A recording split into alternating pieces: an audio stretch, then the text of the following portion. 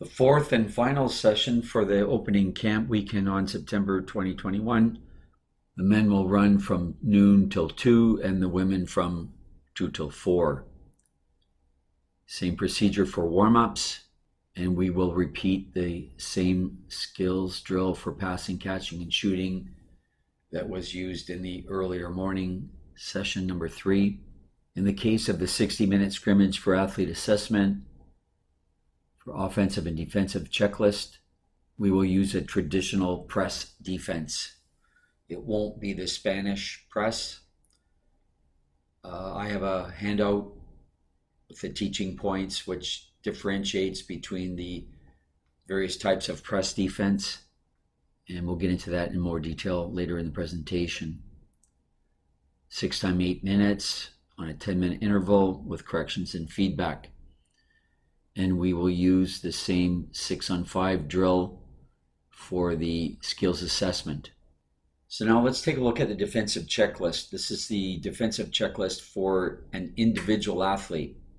So this is the transition from offense to defense. So we're in the offensive end and we're now assessing the transition from the attack to the defense. There's a series of questions that each athlete needs to ask, and this is the same question really that the coach uses to assess the player. So for example, in the transition, were you aware of the shot clock? So are the athletes aware of the shot clock when the transition occurs? Did you react appropriately to prevent a disadvantage? Now, not every attack concludes in the same manner. It's not always at the end of a shot clock running out. Sometimes it's a shot, there's a turnover, offensive foul. There can be any number of things that cause the transition. The issue here is, did the player react appropriately to prevent a disadvantage, or were they exposed? Were you responsible for any turnover caused?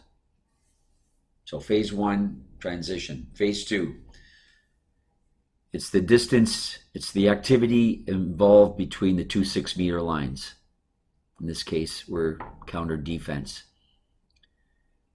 And one of the key things that all athletes have to be able to answer, and this is what you as a coach are looking for,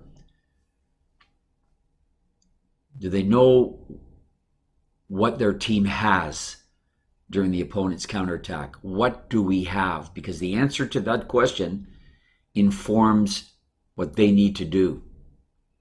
So for example, if an extra attacker situation has occurred, did their actions contribute positively or negatively to the resolution of that?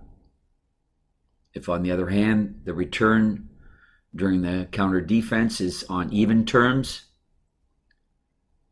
did they execute the defensive plan, whether that's press, or were they heading back into a zone, and so on. So what we're assessing here is, do they know what they have during the counter defense? And were their actions contributing positively or negatively to the team's performance during that counter D? Now, defense in the backcourt depends on really 3 situations. One, even conditions in a press,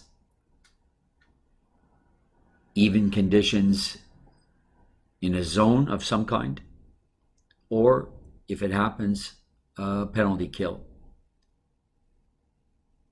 So we've addressed the disadvantage in the counter in the second part, the second phase of the defense. So what we're dealing with now is even conditions under 3 situations. So let's have a peek at the press. We're asking the athlete, individual athlete, did you apply appropriate pressure against an opponent with the ball when required? Did you disrupt pass attempts effectively? Were you aware of the location of the ball at all times? Were you available if needed to assist a teammate? Did you secure and maintain a positive ball side position? If they were checking the hole, were they able to maintain a front position? Did you neutralize without penalty opposing player movements in the case of drives? Did you allow a dangerous shot attempt? Did you block a shot attempt when required? Were you penalized? Did you recover any rebounds? So that's a checklist of things. And this is what you're looking for as a coach as well when you're analyzing their performance. In the case of a zone, this is again to the individual athlete. Were you able to prevent or neutralize passes to the hole? That's assuming they were in one of the various positions that was required. For example, in the 2-3-4 no hole, no shot, we are discussing the X2, X3, and X4 players. In the case of a 2-meter guard, was their work as a 2-meter guard effective? Were they executing what they were required, and were they able to handle the center as the 2-meter guard? Did you cover horizontal and vertical space effectively? Horizontal space, I think, is pretty straightforward, but vertical space isn't necessarily, because we also have to prevent the free movement of the ball, and that requires having a vertical capability as well as a horizontal when you're in terms of covering space. Did you move or not move as required by the game situation in that zone? When required, was your block effective? Did you make or create any steals? Did you follow the tactical discipline of the particular zone being used? Did you neutralize when needed attempts by the opposing team to break the zone? And in the case of a penalty kill situation, did you cover space effectively? Was your blocking effective? Did you follow the tactical discipline of the 5-on-6 defense strategy being used by your team? And did you recover a rebound? So this is the guideline for you in terms of giving feedback to the athletes.